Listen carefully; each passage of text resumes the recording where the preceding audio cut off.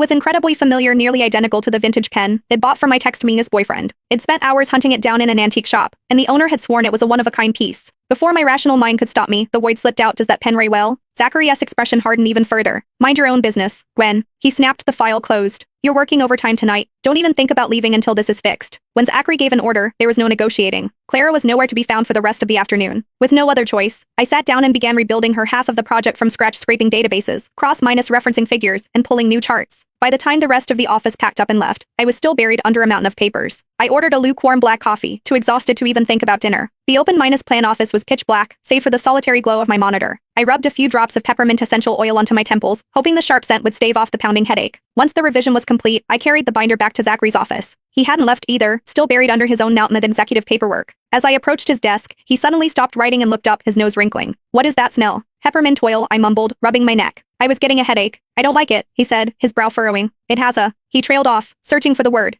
A medicinal apothecary smell, I supplied automatically. The phrase slipped out before I could stop it. My text-boyfriend had used those exact words once when I told him about my favorite oil. Zachary froze, his hand suspended in mid-air. He stared at me, a sudden, intense confusion flashing in his dark eyes. He rubbed his temples, his gaze locking onto mine with an intensity that made my breath catch. Where did you hear that phrase? He demanded, his voice dropping an octave. Before I could answer, the door burst open. Babe, you must be exhausted, I brought you. Clara froze when she saw me standing there. She was weighed down with glossy shopping bags from Saks and Chanel. So that was where her urgent client meeting had taken her. Oh Gwen, you're still here, she said, her voice stopping the high-bitch baby tone. No thanks to you, I thought. Zachary skimmed the revised pages of my report, his expression unreadable. This is acceptable. It's late. Go home. I turned to leave, but as the door swung shut behind me, I caught the low murmur of Clara's voice. What were you two talking about just now? I was too tired to notice the sharp, calculating look she threw at my back. The next day at lunch, Zoe slid into the booth across from me, looking like a spy on a covert mission. She glanced left and right before leaning over the table. Gwen, there's a rumor spreading. People are saying you stayed late last night specifically to try and make a move on Mr. Harley. I choked on my salad, coughing into a napkin. What? It's all over the group chats. I know it's garbage, obviously, but still, only Clara and I had been there last night. Why would she spin a lie like that? Shaking it off, I tried to focus on my work. Later that afternoon, I walked up to the executive suite to turn in the final contract specs. The heavy wooden door to Zachary's office wasn't fully closed, and Clara's voice drifted out into the hallway. Babe, you've heard the rumors, she was saying, her voice a soft, dramatic purr. Honestly, I think letting Gwen go might be the best way to protect her reputation. And yours. She's been with the firm for 5 years, Clara, Zachary replied, sounding exhausted. I can't just fire her without cause. But her work has been so sloppy lately. Most of the project we just turned in was actually done by me. If she leaves, it clears up the gossip and we don't have to worry about her bringing down the team's metrics. I didn't wait to hear the rest. I walked back to my desk and quietly began packing my personal things into a cardboard box. 10 minutes later, an email from HR landed in my inbox. Termination of contract. Ren, can you take a look at these client files? Our department director asked, dropping a folder on my desk, entirely unaware of what had just happened. I